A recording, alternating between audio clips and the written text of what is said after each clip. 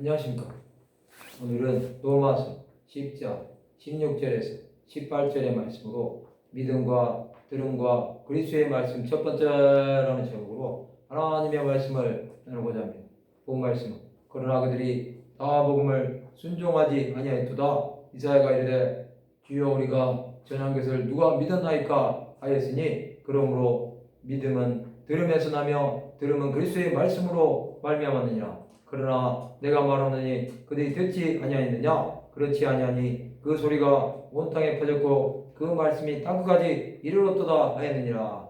복음을 전하긴 해도 다 순종하지 않았습니다. 그것은 유대인은 들었지만 믿지 않았습니다. 이사야가 주여 우리가 전한 것을 누가 믿었나이까 하며 외쳤습니다. 믿음은 들음에서 나며 들음은 그리스도의 말씀으로 말미암았습니다. 복음은 반드시 전하는 자가 있어야 합니다. 이것을 듣고 하나님의 말씀으로 새로워져야 한다는 것입니다.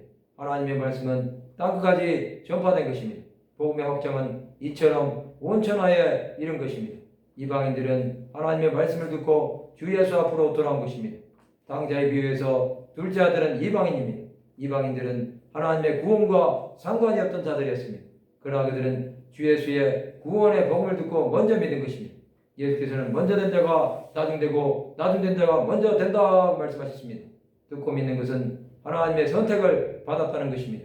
에베소서 1장 4절 보면 곧 창세전에 그리스도 안에서 우리를 택하사 우리로 사랑 안에서 그 앞에 거룩하고 의미 없게 하시려고. 이것은 하나님의 구원은 창세전부터 시작되었다는 것입니다. 그리스도의 말씀은 영혼들을 깨웁니다. 사도 바울은 땅끝까지 복음을 전파한 자입니다. 그는 예수를 받게 하던 자였습니다. 그러나 다메섹에서 예수를 만나고 변화되어 전도자가 된 것입니다. 땅끝까지 이른 복음은 이제 아직도 남은 미전도 종족에까지 이르러야 합니다. 이 사명은 지상 대명령입니다. 예수께서는 하늘과 땅의 모든 권세를 주셨습니다. 그것은 아버지와 아들과 성령의 이름으로 세례를 주라는 것입니다. 이것은 온천하 만민을 제자로 삼으라는 것입니다. 하나님의 사람들은 이 일에 부르심을 받은 자들입니다. 주 예수께서는 이 일을 위해 믿는 그들을 부르신 것입니다.